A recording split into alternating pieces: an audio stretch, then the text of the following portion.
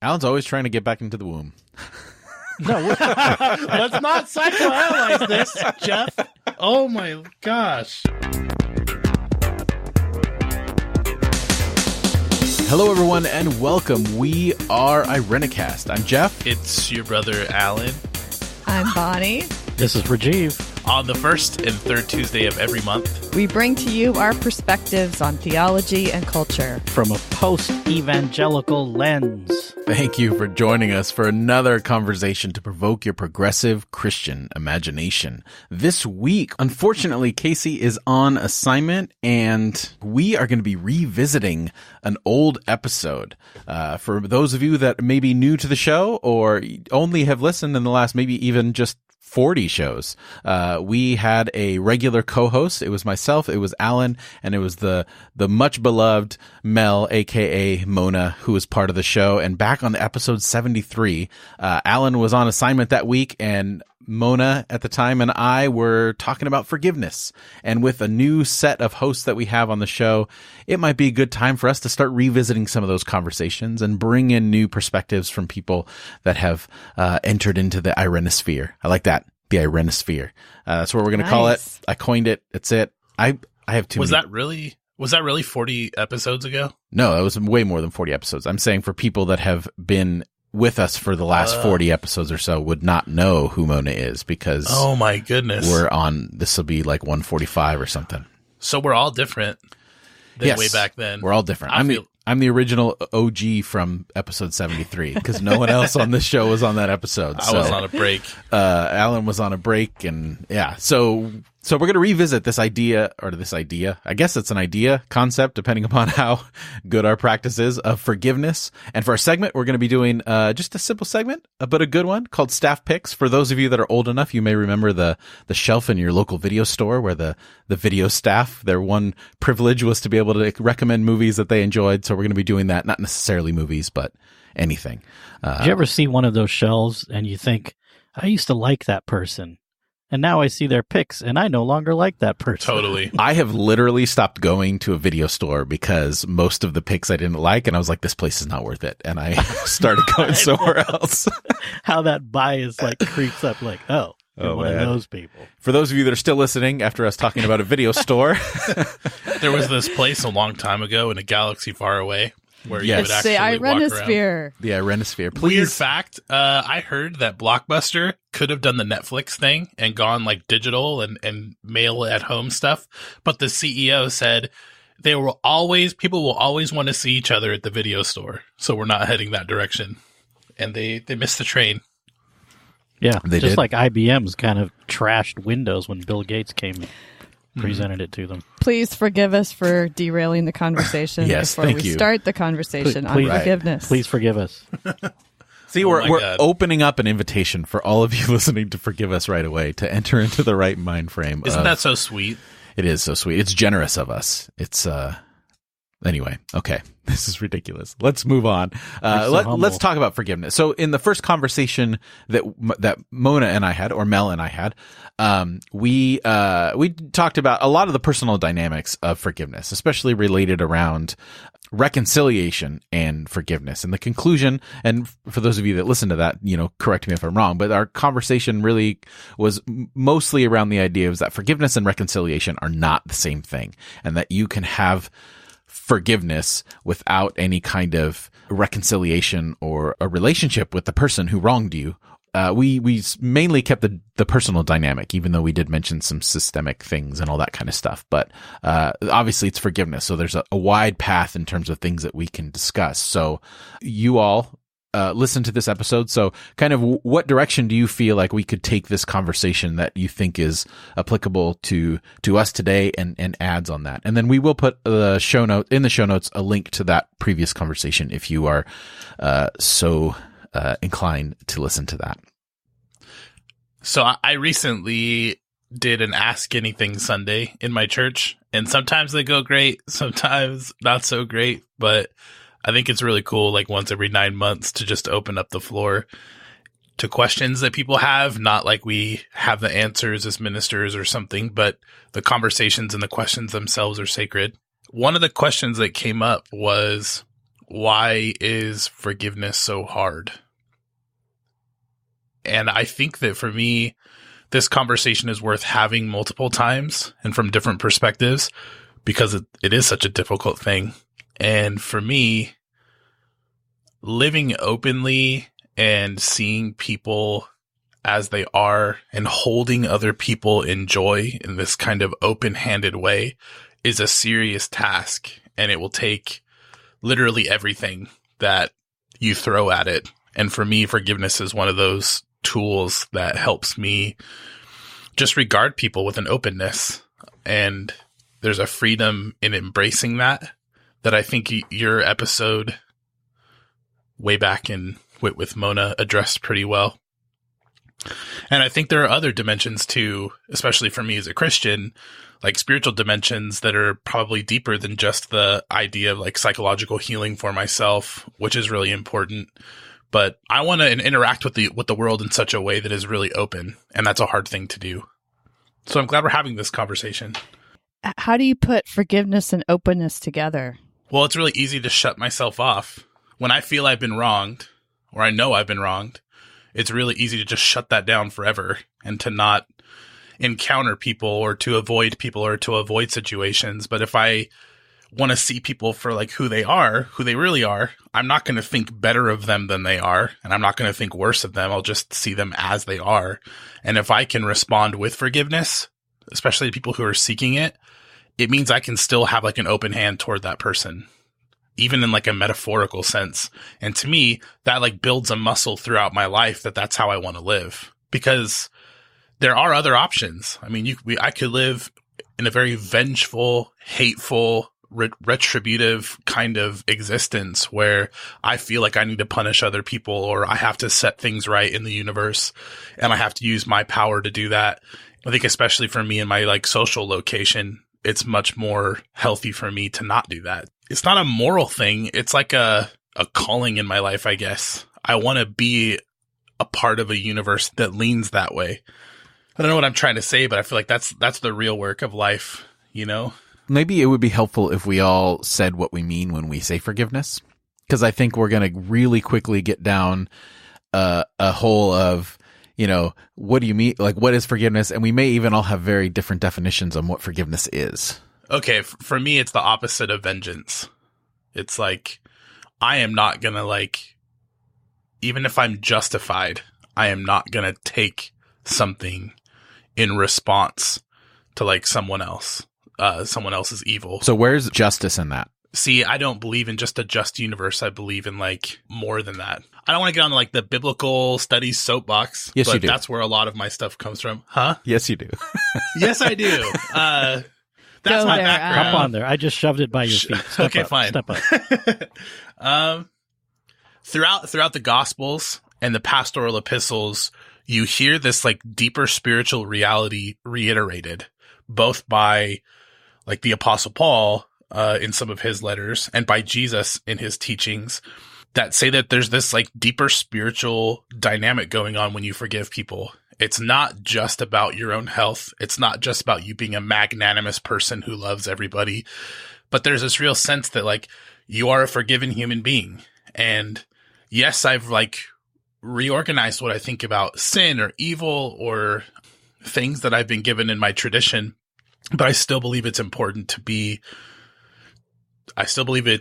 for me to believe in grace and to believe that God does have an open hand toward me, even when I do make mistakes, even when I don't do what I know I should do, that there still is this second opportunity at being a whole, healthy human being in relationship with God and with the world. And I believe God calls me into that through Jesus, through the pastoral epistles, through my friends. The dynamic is, if you've been forgiven, if God is looking at you in love and willing to forgive, all you can do to respond to that is do it for others. So whenever you forgive someone else, you're participating in this like deeper magic in the world. And I feel like that frees me up to forgive people, whether they want it or not, or deserve it or not. And I think forgiveness is relational, conditional. So I guess I don't think of it in the unconditional way, maybe that you do, Alan. I think it's part of the trajectory is not the right word, maybe spiral of relationship repair. And so when Jesus talks about forgiveness, it's always a condition. Forgive as God forgave you. Forgive if someone comes and asks for forgiveness, forgive. There's always some other condition around it. Right. The context of some of that, especially like the famous forgive people 70 times 7, the context of that is mutual accountability. If you have a problem with someone, go to them and speak to them directly. But you're right. There's other things surrounding that throughout these texts that I mention. But I think that theme of God has forgiven you, you can forgive others. I think that that's too easily dismissed when it comes to I don't know how to explain it, but I do think it's something bigger. And I think it can be bigger than just contextual. It's almost world making for me. I do believe God has forgiven me. To me, that's a real thing for all sorts of things that I may or may not know that I need that for, but I do know I need grace, and that reorients the rest of my life, whether it's conditionality or not. And I think that's magical. I've seen people who have done that throughout history, and that's transformative for the whole world in my mind. I don't know. Because I'm thinking the wording that you're using in terms of I know I'm forgiven, there's a whole nother world and conditions that are connected to that. Mm-hmm. Of your specific wrongdoings, of your very existence. What do you need to be forgiven of, and why? Not my existence. Why? That's well, I know, but you see what I'm saying? But those are questions that are connected to obviously our background, but they're also connected to people's real reality in faith communities and religious circles. And I think that to me, I have a hard time delineating what's the difference between the spiritual and the psychological. I'm not a mystic. I'm just not. I guess a materialist, if we want to put a word on it. And things can feel mystical, but ultimately it's just, whatever. But I think that when we use words I'm forgiven by God, I ask myself now, why do I need to be forgiven by God? I didn't do anything to God. Everything that's been done to me, if there is a God, if there is that, whatever, that presence, it was done to me. So what could I possibly do to God to need forgiveness for? I think it's God's world. It's not just to God. Whatever you've done to other people, and that's again the New Testament, Jesus. Whatever you do to these people, you've done to me. That's what God says. But the language, that's what God says, or that's what someone said God said. Right. That's what Jesus told in a parable. If you believe Jesus is God, whatever. Yeah, I kind of do. I know. But I think for me, then you have to define sin and all that stuff. For me, it's just not doing the good you ought to do. That's from James. I feel like that's a really good working definition of sin for me. I know that I need to live responsibly toward other people and toward this planet. And even if I can't necessarily put my finger on exactly what sin is, I don't think it's my existence. Maybe I did at one point, Jeff. I did at one point. I'll be honest. I thought exactly that. Yeah. You're born in sin and stuff. I don't believe in original sin, but I do believe God, because we are relational beings, there's no way for God to interact with us that's not relational. That if God is going to connect with us in some way, it's going to be in a way that we know, and that's relationship. And even that, there's this push and pull and messiness that requires grace to be working and involved in that. Yeah, the hard part about this, and I'm kind of feeling for our listeners at this point, because there's such a spectrum of perspectives of us usually, and normally that's that's so refreshing.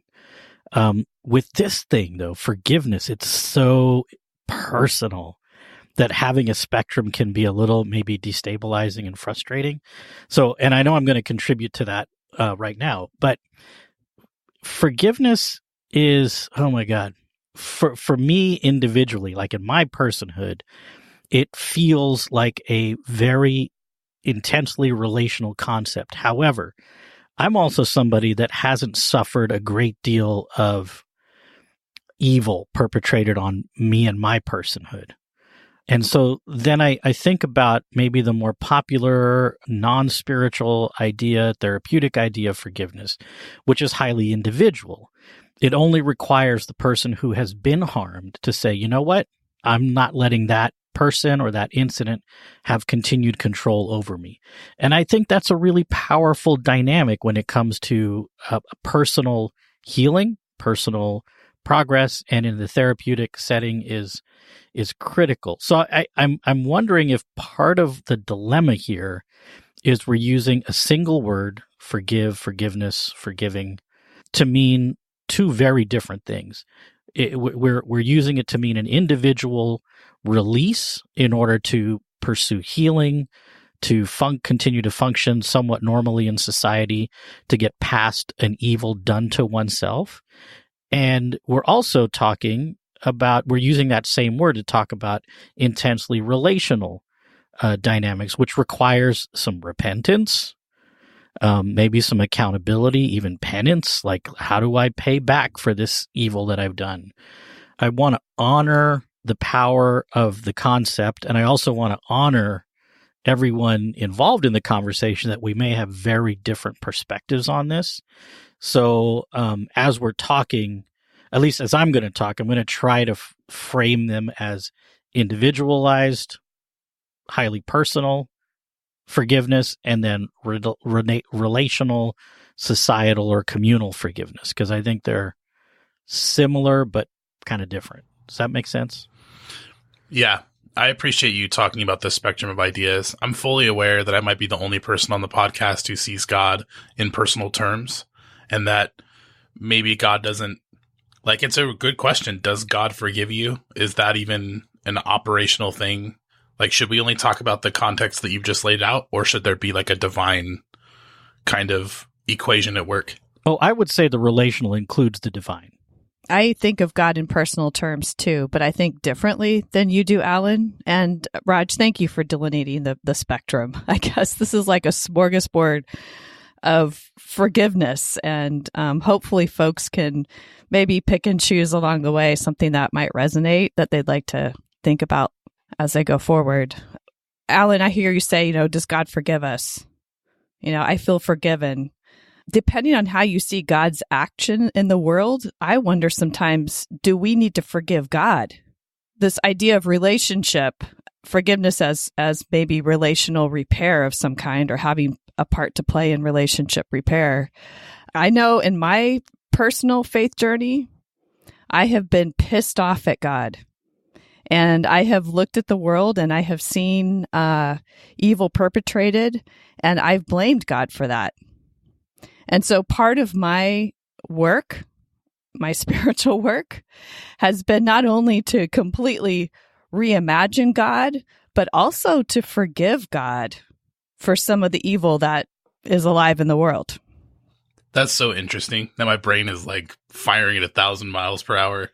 Well, that's why I think that's really cool. When we speak of forgiveness, my definition has always been like it's a purely individual thing. Like, forgiveness, the concept is purely, from my perspective, is just purely your deal. Like, no one can tell you how to forgive, because for me, and I mentioned this in the original episode, but for me, forgiveness is really just how do you create a space for yourself to continue to move forward when bad things happen to you, small or big.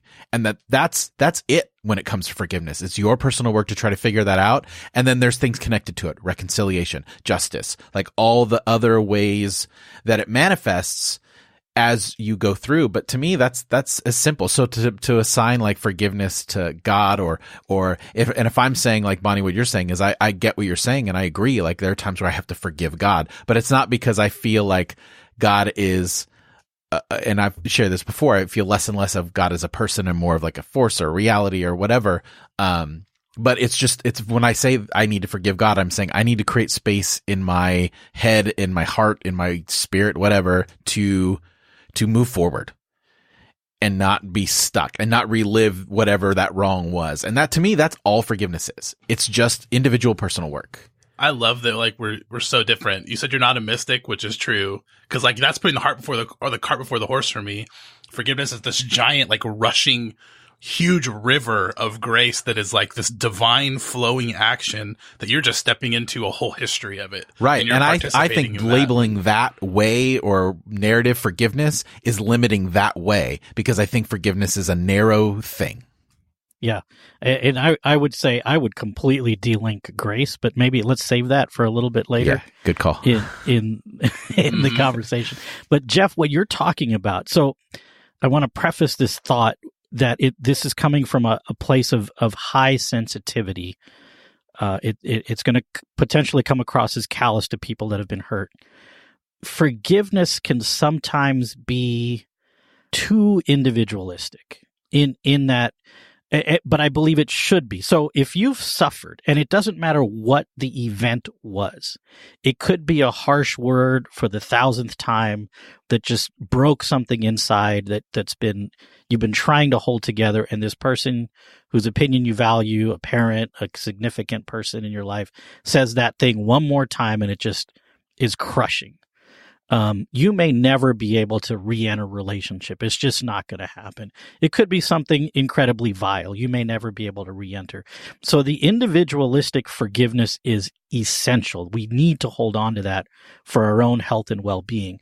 But what I worry about is that we, in a highly individualistic society and culture, will use that as an excuse to keep from re-engaging with people where there's discomfort.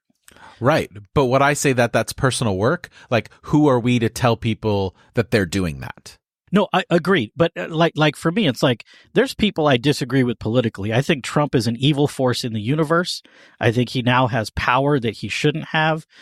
So people that want to continue loving and supporting him I'm having a hard time staying in relationship with people that are throwing their support behind someone who I think will be marked by history. So how do I deal with that? So is it like, you know what, I'm going to forgive their ignorance, sort of like Jesus did on the cross, forgive them for they don't even know what they're doing. And now I'm dead to them, they're dead to me. The universe moves on.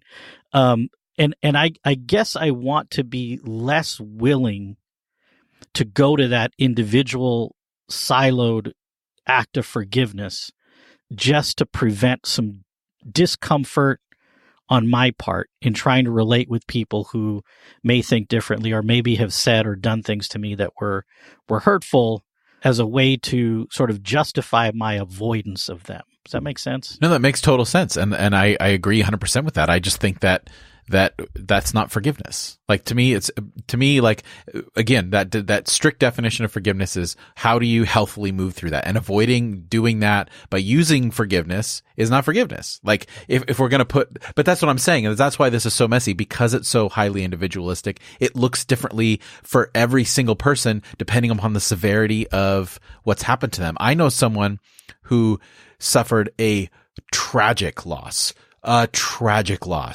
and was told in church over and over again, you need to forgive, you need to forgive, you need to forgive, you need to forgive. And it was ridiculous because there was no definition put on what forgiveness is. There was no even trying to understand the difficulty that this person was going through the weight of the tragedy that they suffered.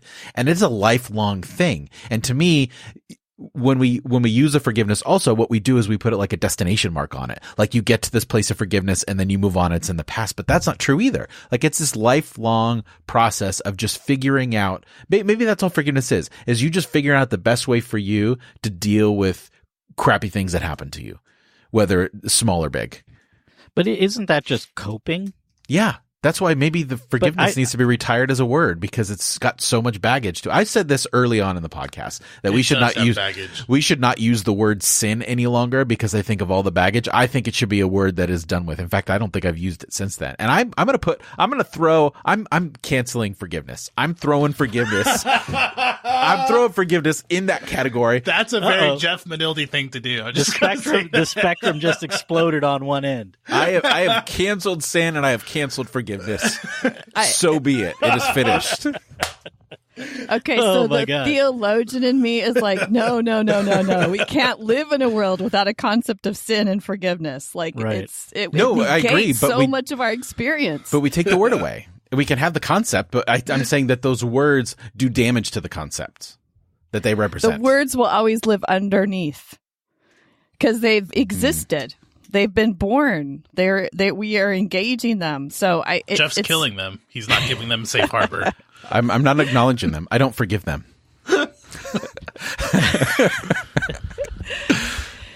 I think we need to reform them. But I think it's so interesting because, like, Jeff, I resonate so deeply with, like, your humanistic. You said materialistic. I'm going to say humanistic. But of course you are. Of course you're going to relabel my label. But honestly, like, that's such a big part because, like, reading Kurt Vonnegut and reading some of the humanistic authors has, like, formed who I am. It's a huge part of my spirituality. I can step into that mode so well and look at the world through the eyes of science and, like, meaning making as a human being and not requiring an outside thing. So, like, I'm there for all of that. I love all of it. But at the same time, I have this giant mystic part of me that's like, no, there is this other thing that informs all of that for me. So all of that is great, but I think there is a deeper reality. And, like, you may not feel like you need forgiveness from God. And sometimes I don't either. Sometimes I feel like I don't need forgiveness because I think a lot of times that's normal, right? It's normal to feel like you didn't do anything that hurt anyone. I've been in situations where I said stuff. I had no idea that I was offending people, and I was just being who I am. And I didn't know that I was in need of any sort of relationship repair. But I think it's still, like, a really interesting thing to think that God has that impulse toward us, toward that relationship repair, if that's how you define it, or forgiving you for not doing the good stuff with God's world, right, that you're a part of, that you should be doing. If I didn't have that, I think it'd be so hard for me to forgive some of the things that have happened in my life. I've had moments where, like, I literally am reflecting and I'm like, how the frick, I'm editing myself, Jeff, so you have less work afterward. How the frick do I forgive someone for doing this to me? And if I didn't really feel like God had done the same for me, it would be so much more difficult. And I think anything that makes for forgiveness easier for me is usable and should be in. That's why I'm saying it's so individual, because you say those same words and that makes it harder for me to forgive, because then I can have what's the word? I don't even know how to speak. Absolution. And I can just move on. Like, to me, it's like that concept is. Oh, yeah. Okay. Yeah, you're right. So there's a lot of nuancing that needs to happen. Like Raj had mentioned it about grace and forgiveness being something different. You're right. If you're using God forgiving you to not set to right all the shit you've done, that's sorry, there I am cussing. Then that's an inappropriate response. That's not like a real response. But who's going to tell you that? That's what I'm saying. I think that's the thing. Like, deciding the BIBL basic instructions before. Oh my God! No, I'm just kidding. This is why it's communal. But I think, Jeff, and as I mentioned too earlier, the language is problematic here. Yes, it's like we maybe should in the future revisit this topic, but we don't get to use the word forgiveness. So you're saying we should cancel the word forgiveness? No. Oh I think that's exactly what you just said. I think that you're agreeing with me. In order to get past it, like to take the sting from, like the baggage around the word forgiveness or sin, is to talk about the concept without using the word itself. We can do that right now. All right, I love that idea. Okay, how would you define that F word without just using so we're it? Clear? Forgiveness is canceled for the rest of this conversation. I just want to. Let's try it. Let's try haven't agreed to that, and I'm being forced into something. I don't think. Rajeev says I agree. Well, if you have to use it, you have to use it, I guess. Alan, Okay, but we can try. So I think that's helpful. So canceling debts for me would be something that I would probably. I think that's still useful. I know it's an old metaphor, and I know it's tired, but I feel like when I'm forgiven, someone has canceled a debt from me, that things are repaired, and that yes, there are things that still going forward should happen, but that I don't have to like repay for my flesh or like my life or something, a wrong that has been done, that debt's been forgiven. Okay, I'm sorry. But that's how you define it is sure. Canceling of debt. So when I look at God, I do believe we are born into God's world, and as the ground of all being, as the creator of the whole universe, this does not necessarily belong to me. I don't look around and be like, I'm not a narcissist. I don't look and I see, hey, that's my piece of land. That's my house. All these people are my people. I own everything. I don't believe that way. On the other hand, I do look at everything and I'm like, this is God's world. And so I am given good, and even the chance to exist. And I believe that there is an appropriate response to that. And when I don't do those things, like there's an owed metaphor that's operative for me, and those debts are forgiven. And so I don't think, Jeff, that any of that is speaking to someone who is seeking forgiveness from another person as much as it is when someone's asking forgiveness from you. So here's debt cancellation. Right. Sorry, debt cancellation. It's not like, oh, God has canceled my debt, so I don't have to love you. I don't have to deal with the shit I've done to you. That's not what it is. But here's my problem with all that. To me, they're just different sides of the same narcissistic coin, in the sense that I can believe that I'm special, center of the universe, whatever, or I can believe that I have a debt to pay. But to me, it puts the weight of the universe on every little mistake that you make. And to me, that's more like narcissistic than anything else. Like the whole thing, like when I talk to people who are still in evangelical circles and they talk about someone who's gay and who's going to get married. It says, well, I can't go to that wedding because I can't support that. Like, who the hell in the universe, like, your approval is necessary for all that? And when I hear those, and I'm saying when I hear those words of debt and I have this debt to pay, it puts the weight of the world on my shoulders. It should for something be there. That's, and you're no, going to bring out the devil in me. There. I'm not joking, because, like, you're right. I think those are small things, but look what humanity has done to our planet, and look what humanity has done to itself. There are some serious things that we've done as a species that we do owe a debt for to all of life that exists on but this earth. Most of that's under the umbrella of the theology you're describing. Absolutely. I totally agree. I believe we should nuance the crap out of this, but I don't think that debt cancellation is like, I think it can be used to undo a lot of that, you know? See, I think forgiveness is something totally different. And I know I had to use the word, but the etymology of the word in English, it's gone through a couple of language steps before it gets to English, but it means to thoroughly give. To thoroughly give. I'm sorry. So that, I think that's really interesting. So then my question with that is, who are you giving to? Because some people would say you're giving to someone else, but I say you're giving to yourself. And I think so. I mean, I think forgiveness, that's why I say it's conditional and communal and relational.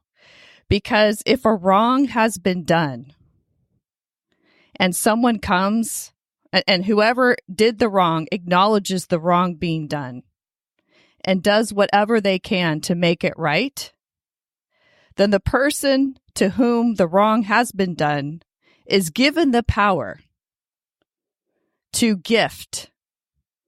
And that is different, though, than an unconditional sort of like freely giving. It's a position where somebody's empowered, and it is conditional. It's not blanketing the world in any way, shape, or form. But while that resonates with me, that is a Christian co-opting of the term. No, it's a Christian term. This is a theological term. It originates the word forgive originates in Christianity. Really, the way we're talking about it. So there's a concept. Yeah, it's used in a lot of cultures and a lot of religions, but speaking from a Christian perspective, the Greek word for it does talk about leaving something to the side, setting something to the side, and it is like a gift. You're giving this, like, the gift of not making somebody bear all of that burden or repay or whatever that is. I really, that I don't like any of that. I mean, like, the idea of first of all, giving a gift to someone who's wronged you, and then the idea of empowering someone who's wrong to give a gift is all backwards to me. Like, all of that doesn't make any sense. Does that, you know what I mean? When I say that, like, it just seems like all. But someone has the right to not forgive, you know? Yeah. That's all that means. All that means is, but to prop them up because they did forgive when they did something wrong, like, it's I don't know, and not to say that it's super messy. That's why I say it's like, it's this super. I go back to what I said before. It's this individualistic, like, how are you dealing with the suffering in the world that you are afflicted of? Whether it's, again, small or big, how do you deal with it? Because you can't change. But we keep looking at it. I'm sorry to interrupt you, Jeff. No, please. I've interrupted everyone. We keep looking at it as if we're the ones who have been harmed. You know, what about the harm that we cause? You know, what's on the other side of that spiritually? And I think that to just drop that also causes continued harm and makes people into future harmers. Right, but that well, I would take that the F word away from that. That if I'm the perpetrator, then my responsibility lies in a recognition and confession and change. Well, yeah. I mean, ideally change. And the phrase seeking forgiveness is a misnomer. You can sort of seek that, but basically all you're saying is you're trying to create space in the people to create space for that person who you victimized in whatever way, to be able to have peace with that, but not necessarily being connected with you. And to use the word empowering to someone who is asking for forgiveness is wrong, because it should be depowering. If we're going to use a word like it, It is depowering. You're empowering not the person asking for forgiveness, but the person who's been wronged. Right. Well, okay. So let's look at this though, and this is interesting because this just popped into my head. Is okay. I wronged somebody. Jeff, I wronged you. Yes, you did. Like like I do every episode. And then, I recognize my wrongdoing. So I come to you and I acknowledge it. I admit it. I confess it, and then leave it at that, and then walk away. So I did that. Now, if I then say, Jeff, please F-word me. I think you shouldn't say that. Please forgive me. If you really want me to F-word you. But then it's like there's another devolved. Like, once again, I am thrusting something I need or want onto you. Rajeev, stop. Right? Oh my God. I mean, yes. Seriously, in a way, it's not really about what I've done wrong and claiming my own ownership.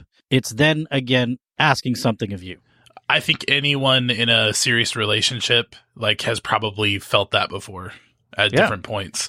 Like, someone just wants themselves to feel better psychologically. They don't want to fix something. So then when you wrong someone, when you are the perpetrator, what is the appropriate response? I would say that's a good question. You admit you're wrong in whatever that is, and then back away. Leave space and expect not to be forgiven, because it's not about your peace of mind. And then if that person chooses to work through that, all you can do is leave them the space to do that. That's it. That's all you can do. I think maybe the base of the F word, the basis of effing someone is no, you can't not use the word and then substitute it for the F word.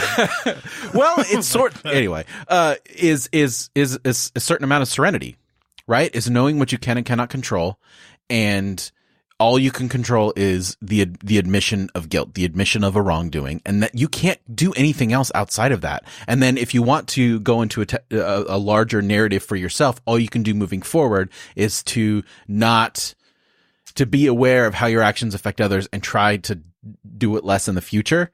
And again, that's more of like an individual, like if I'm doing little bad things. I think 12 steps programs speak to that pretty well. Like, the idea is not just that you just admit guilt. You do try to repair appropriately, and that's figured out in community because it is messy and it is contextual.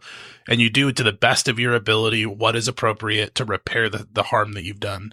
You can't always make amends, and there has been intense harm that has been done by Christian communities in particular, putting victims and perpetrators in a room and being like, we're going to work this out, and like re-traumatizing people. So you're right that it is messy from that end. But I think Bonnie was onto something when she was saying there is a deeper psychological need for people who are trying to move forward after that to not become abusers again, right? If this is something that if I heard you right, but there's a journey past that. It's not just about serenity; it's about healing. And this is why I think the term forgiveness is really helpful, because it can be delineated from reconciliation. It is not the same thing. And the repair in relationship is not just a repair in relationship between a couple of individuals. It's a repair in relationship to the whole, to the wholeness of oneself and to the whole. So the whole, as in like the whole universe, like God and everything. It could be the whole, as in the whole universe, because I think, we take our places, right, in this relational webs, these relational webs that we live in. And we need tools. We need spiritual tools. We need psychological tools to navigate through some really, really troubled waters. And if we drop some of these tools that have been handed down to us from ancient tradition, and I think the way they've been used have been horrific.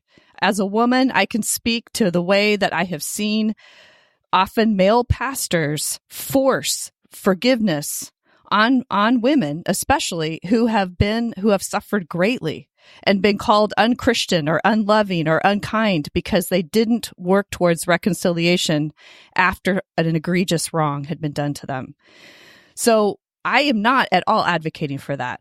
I'm advocating for us to do the work that's required to reform some of this language so that we can use these tools, just like our foremothers and fathers have done in passing them down to us. That's all I'm saying, because I think if there's ever a time we need forgiveness, it's now, in the era of Trump, in the era of this divisive world that we live in the era of so much wrong done against the earth. So yeah, I'm sorry, my soapbox. I can step off of it now, but we all get one this episode. Yeah. Jeff's already canceled forgiveness. I don't think you need to say sorry for anything. When you were saying that's that, true, right? It's true. Don't forgive me. I didn't do anything wrong. Well, when you say that, I wonder if we have already replaced forgiveness. Like when we talk about consent, when we talk about all the things that are surrounding around consent, I mean, aren't we talking about the same thing? Like leaving space for people to make their own decision. If we have power, creating a space for someone to be able to have the tools to make their own decision, like how broad of a term consent is. I mean, that's not forgiveness, though. That's like, because forgiveness is dealing with the reality that we do transgress each other's boundaries all the time. That's a nasty human reality in us and in others that we should deal with. And there needs to be some sort of catharsis for the human ego or whatever, or our spirituality. To me, the coolest thing about forgiveness is it stares evil and sin right in the face. And it calls it by name. And that's so important. We have to know what it is we need that needs forgiving. And we have to name it out loud, just like Jesus knew the demons' names. In the context of forgiving, it's like, hey, it's actually pretty intense, accountability wise. If you're at the altar and you're going to give your sacrifice, you're having this connection with God or whatever, and you remember something like that needs to be repaired, leave it there and go repair it and then come back. Like there's this real big onus on kind of owning up what we've done, and also confronting other people when they need to be confronted with things that they're doing. Like that's a part of the process. See, I really like what you both are saying, Bonnie and Alan. But I would say what we need to do is not lay all of this on forgiveness, but we get our super glue out and we super glue a new constellation or formalize a constellation of forgiveness, accountability, confession, redemption, restoration. And that becomes part of the spiritual work, right? I feel Jeff over here. I'm like, there's so much baggage with all those words. Absolutely. Absolutely. But if we're going to go, delve into the spiritual realms, which I would also say, some of us call them the humanist or, fully human realms. There's a lot of synergy there. That, and in a way that also by having multiple concepts and constructs superglued together, that gives us somewhat of a task list, a to-do list, something to work on and work through. But I think we've laid way too much on the concept of forgiveness in isolation that's caused us to just be like, yeah, I'm not even doing that. I'm just going to, fine, you did what you did. Leave me alone. I don't want to see you again. And so we've kind of resorted to that more often than trying to go deeper. I don't think forgiveness is formulaic, though, and I think it's used that way so much. And I think it's hard for us probably even to completely de-link the formula that we attribute to forgiveness. I like the idea of constellation, that it is one tool and a constellation of tools and resources, spiritual resources and psychological resources to help us to move in more healthy ways. It helps me to know like what the opposite is. The most powerful and moving and deeply spiritual people I've known are people who speak toward everyone. They're not burning and salting the earth or someone else and saying there's no room for anyone else.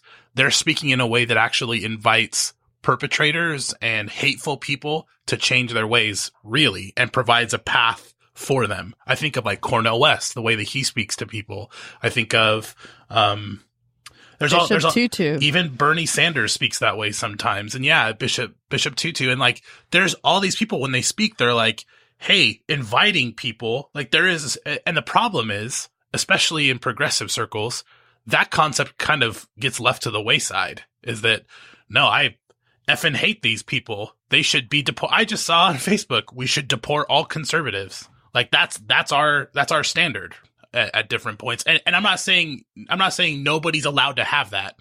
All I said was, to me, one of the most powerful examples are people who do not cut out enemies, who don't cut them out forever, who actually have a vision of the world that would include those people, you know, and like calling to repentance is a real prophetic, graceful thing, because it is from a position of power. And I'm not a victim in certain senses, and I am a victim in other senses. So I know what it's like to be one and to not be one, and to be on both sides of this. But anybody who speaks with the power of what as a victim, yes, you should have power. You should be empowering people to be able to decide one way or another. And I'm not telling anyone what they have to do. I just think when people choose to lay out, this is what needs to happen in the future, and even gives a path towards someone, like that right there is a beautiful example of what humanity could be. Right. But I think we have to be highly, highly sensitive in this framework, and also acknowledge and actually include as part of whatever the sort of highest level standards are, is people who have been hurt that cannot re-enter relationships, where they're just like, nope, that's never going to happen with that person or those people ever again. And that's okay. That's good.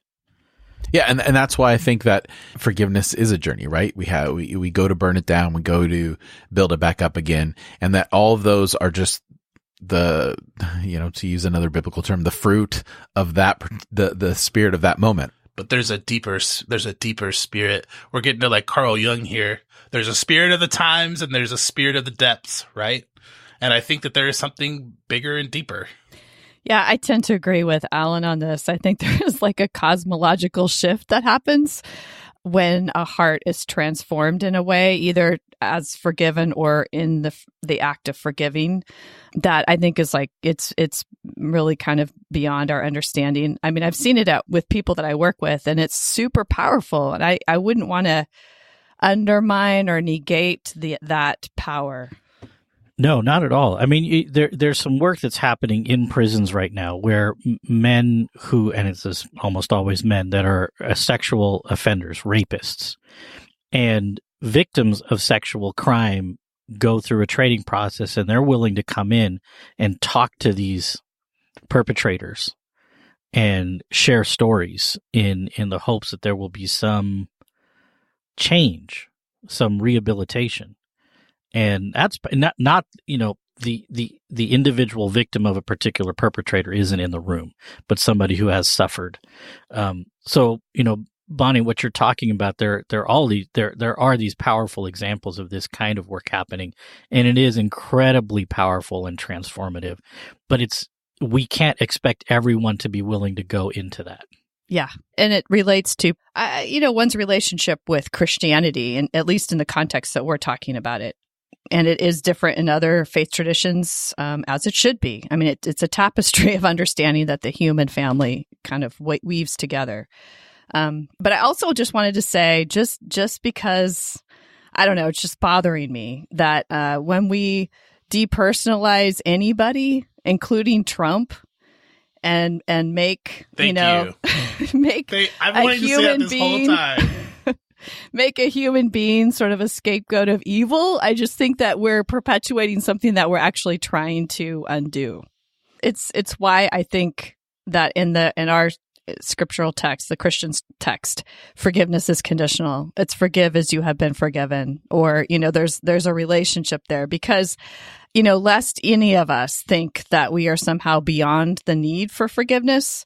There's also that there by the grace of God go I. Forgiveness can help us to have a stance of humility. Right. And, going to the biblical example, since Bonnie and Alan are so fond of those. Sorry, I'm a Christian.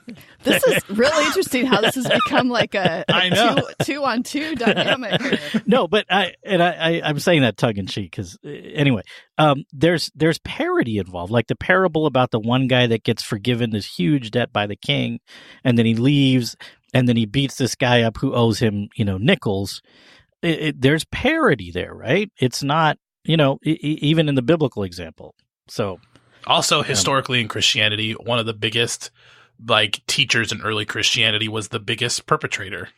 So I think that there is parody, and absolutely, if you're forgiven so much, you should be able to forgive other people. It's true. And there are people who need to be forgiven more than others. I'm not fully aware of that. Yeah, I've done so little wrong that my forgiveness is gone. Do you live in the United States? It's canceled.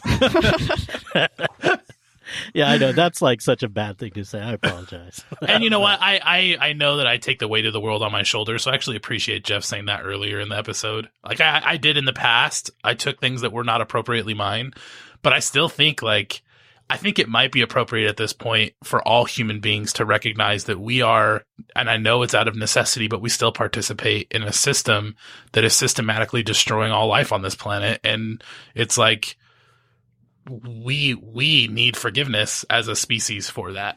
Here's an episode idea: Christianity, colonialism, and the savior complex. We have lots of different episode ideas. All right. Well, let's close this out. My favorite, you guys. Any final thoughts on forgiveness? Super glue and constellation. I really like that, by the way, Raj. Mm-hmm. That idea, and I think it'd be really helpful for us to put more work into that. Yeah, I say let's keep it. I would just say give it a shot. Letting yourself be forgiven, forgiving other people. That stuff is powerful. And if there's anything about Christianity that's worth using to me, that's exactly what it is. I would say if you must use this word that we speak of, that, create an axiom from it, define for yourself what forgiveness is. And so that when you hear it, you have a frame of mind to be okay, this is when I hear forgiveness, this is how I'm going to choose to define that for me moving forward into a healthy place. And anytime someone tries to define it for you, immediately cancel them and reject it. Maybe share that axiom with us. I really like that. Send them to Australia. Right, exactly. But seriously, I think that having an axiom for the word forgiveness for yourself is important, because only you are going to know how you process wrong done to you. And I think that's an important thing. I feel good. I know you needed to know that, but has this conversation absolved you of any wrongdoing, Alan? Oh man, no, it's just it's given me so many ideas. So yeah. I appreciate it. This is the stuff I actually care about. I know I keep saying stuff like that, but ultimately, deeply, this is the part of my spirituality that matters the most to me. When I sit down and someone asks me, well, what's the gospel or whatever, it's just I feel I don't have to hate my enemies because of God. That's what the gospel is to me. And I know that there are other things to it, but that's the crux. I agree. I mean, if Christianity isn't worth anything anymore, then I say, yeah, let's just drop it like a hot potato. But some of these concepts are I think really important in our world. So I'm with you. But if you mash anything enough, add butter, potato. I know. Salt, it's gonna be okay. You don't like potatoes. You like butter and salt. That's what I'm gonna start telling everyone. Right. Seriously. Cream. Just put butter and salt on your forgiveness, then. Right. The rest of us can figure out how. I'm not sure I understand that, but. All right. Well, let us know what you think. Add your voice to this particular conversation. You can comment on the show notes at irenicast.com/148. Also on the show notes, you'll find relevant links and a complete list of all the other ways you can follow, and contact the show. That's irenicast.com/148. So on the other side of the music, we're going to be doing staff picks. We're just going to share with you the things that we love right now, the things that are making us happy, the things that are putting us into a frame of mind to be able to forgive and be forgiven. So this will be fun.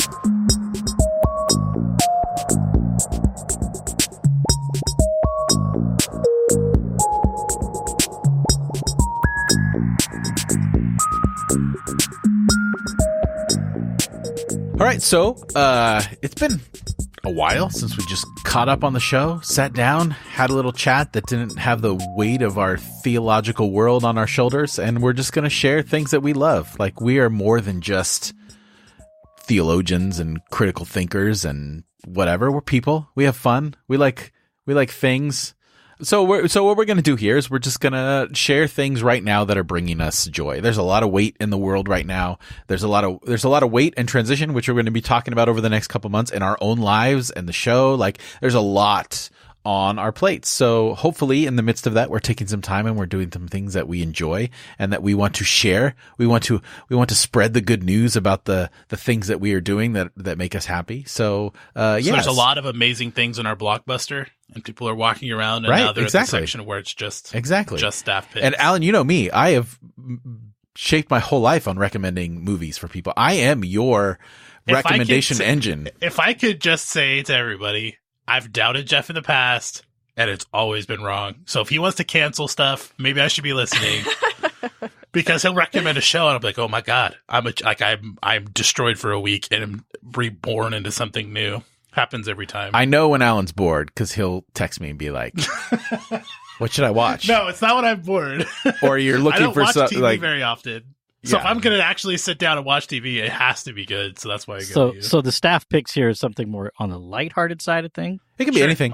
Things you want to share. Okay. What do you think people, what do you want others to experience that you've experienced that's awesome? So who wants to start? Alan, let's start with you. So on my staff picks, the first one is bucket chairs. I love bucket chairs. You know, the kinds with the little bit higher arms that kind of like hug you in a half circle or a little more than that. You mean like the Papa-Sans? You'll see them at coffee shops and stuff, but basically they're like a U shape, like a horseshoe shape, and they're like, you can put your arms on it, and the back is like all universal height sort of thing, or ones with like taller arms. I love bucket chairs. Speaking for the vertically challenged, we hate bucket chairs. Oh. Alan's always trying to get back into the womb. No, let's not psychoanalyze this, Jeff. Oh my god! Because it's like my arms don't quite fit. You know, right. It's like they're up there, and I get like shoulder whatever. But it's not your for pick. Me, it's like no, it's not my pick. I think everyone should try it. Just standing up for short people here. Come on. So yeah, bucket chairs are pretty high up there for me on my staff picks list. And the second thing on my staff pick is the show Fleabag. We just talked about it briefly before we started recording. So just a warning to people who are sensitive. It's a deep show. There's a lot of themes in it. There's some gratuitous like sex stuff in the first like season or whatever. But if you can get past all that, it is a wonderful, artful show that the comedic timing and the way it's written and the way it's filmed is just next level for me. And I love it. The second season, I'm like 3 or 4 episodes in, was basically a spiritual experience for me. And if you're in ministry at all, or you've ever been around that or anything, just do yourself a favor and watch that second season. It's so good. I'm excited because Raj hasn't seen the second season yet. No, and I don't know. A lot of the sex stuff on cable streaming services are gratuitous. I'm not so sure I would say Oh, maybe gratuitous wasn't the right word. Crass. It's there, but it's got a point to it. Yeah, it's crass though. Yeah, but it's British, which is like actually part of the whole point of the show. But yeah, right. It's really good. It is good. Highly recommend it. So like I'm bucket going to chairs now. And gratuitous sex. That's what Alan recommends. I do recommend sex. I think it can be helpful, but I'm not a sexologist, so that's as far as I go. Sounds good. Bonnie, how about you? What's making you happy? Well, I read a really great book. I wouldn't say it's a happy book, but it's a great novel called The Mothers by Britt Bennett. Especially as, in light of all of the attack on women's bodies across the country, it's really insightful. So it's called The Mothers, and read it. Let's see what else. I highly recommend knitting, learning how to knit as my second staff pick. It is such a great way to transform the ickiness in the world into something really beautiful. It can be an amazing spiritual practice. It can be like a Zen experience. So I'm noticing lots of people are picking it up, and it's really fun. And it's not too early to start on Christmas gifts, homemade Christmas gifts. It's a great time, summertime, to start knitting. Especially if you have to learn how to knit first. Right, exactly. Rajeev, how about you? Okay, so the first one, I actually have 3 because I thought we were doing 3. Go for it. The first one is a group, musical group called Lake Street Dive. I have been, they came up on one of my feeds and just love these people. Kind of a throwback style band. The lead singer, she's got an amazing voice. So if you're into, I'm not sure even what genre, but it's great. Look up Lake Street Drive. So 2 that I would recommend. 1, they do a cover of Lola, amazing, and another song, Good Kisser, great song.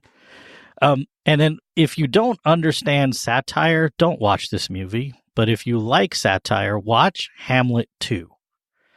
On the topic of forgiveness, it's a great one, but it is, holy crap, super satirical. So if you're easily offended by things, don't watch the movie. But it's one of my favorites. And then another one, to watch or not to watch. That is, to watch or not to watch. This is why you're not allowed to tell jokes, Alan. You're right. I forgot. You judge for yourself. And then the other one is this could be one of those things where I mentioned earlier when we introduced the segment, like where your opinion of the staff person changes by their pick. I'm running the risk of doing that here, but Curb Your Enthusiasm. Ooh. And the reason I love that show is because it reminds me of my family.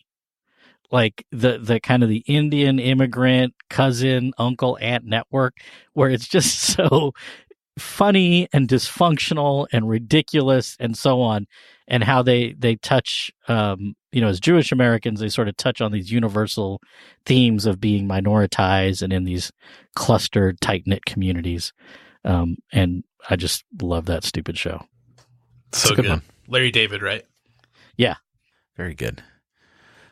For me, I know everyone was obsessed, it's the end of Game of Thrones and all that kind of stuff, but I don't think a lot of people realize that on the same night, there was another season finale, not a series finale, of a show called Barry. And it's with Bill Hader, and he plays a hitman who stumbles into an acting class taught by Henry Winkler and decides he doesn't want to be a hitman anymore. He wants to be an actor. And the whole premise of the show, at least in the first season especially, is him trying to get out of being a hitman and really wanting to embrace the actor part of him, and how they just keep pulling him back in. And it is, first of all, Bill Hader, one of the best actors today right now. Like, he is just killing it in that show. You wouldn't think so because of his SNL run. He had a very unique way about him, but he's killing it. And the way that this show can jump from a completely comedic, Grosse Point Blank kind of hitman dark comedy into a serious drama on the turn of a hat is phenomenal. How they balance those two tones in this one show, I don't even know. And Henry Winkler, performance of a lifetime.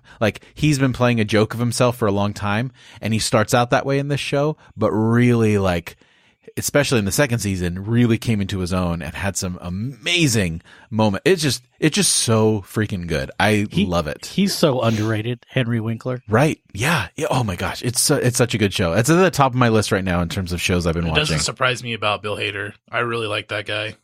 I think you would love the show. It's so cool. Good. So good.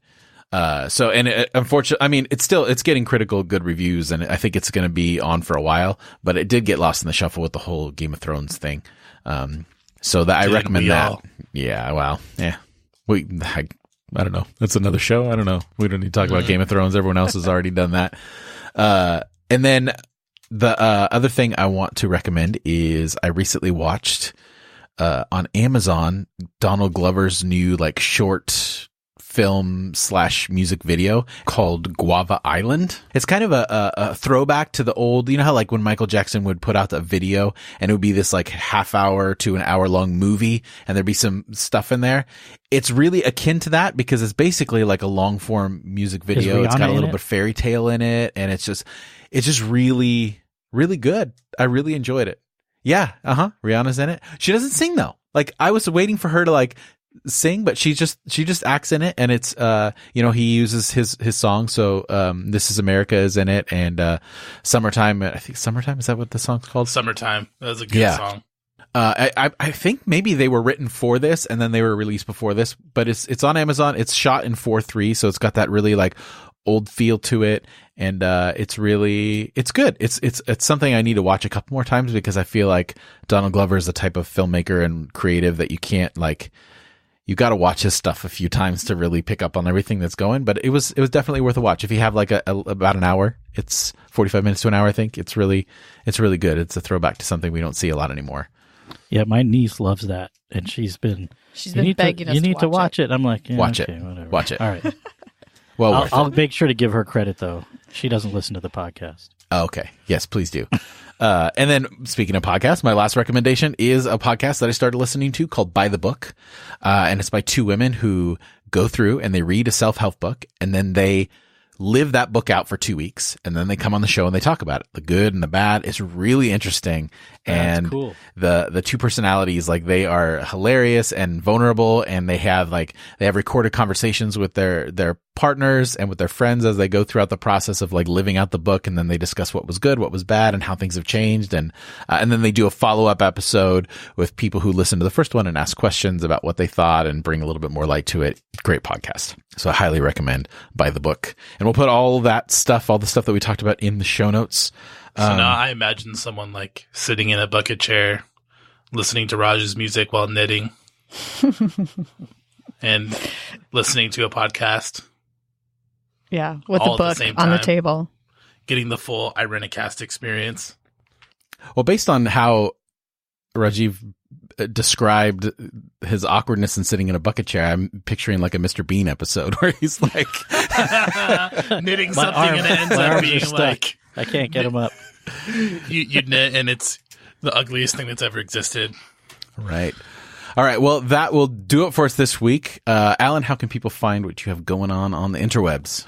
I would love for you to send me a friend request on Facebook. No pressure, but there's only, 3,000 more spaces.